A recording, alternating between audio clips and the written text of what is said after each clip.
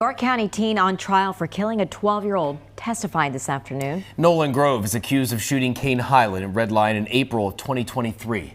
News 8's Michael Fuller is live in York tonight outside the courtroom with the latest on what happened today. Michael.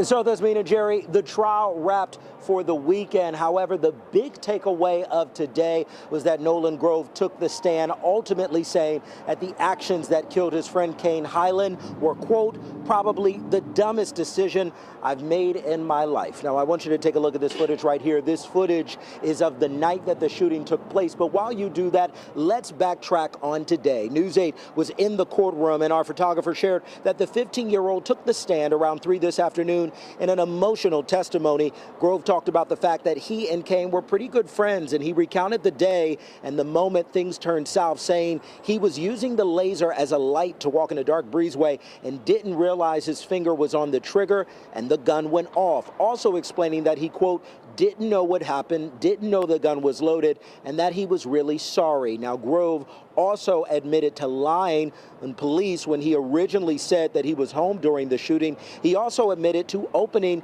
his father's gun safe more than once, although he testified that no one taught him how to load and unload a gun, and claims that his father never showed him how to open the safe. Now, Grove testified that he never actually had any formal training on how to use a gun. However, his mother did say that he had an informal training on how to use a BB gun. Video surveillance of Grove and Highland on the day of the shooting, which was first shown on Thursday, was played again today in court.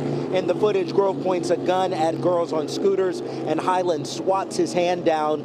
Grove, who is now 15, is charged as an adult with third-degree murder, involuntary manslaughter, and other offenses. Now, there were times during today in the courtroom that there were people who were a little bit of a ruckus. The judge had to tell folks to calm down and carry on, and if they didn't, they would ultimately not be able to come back to the courtroom. We do know proceedings will continue on Monday, and we will be here to bring you the latest on air and online when it becomes available to us.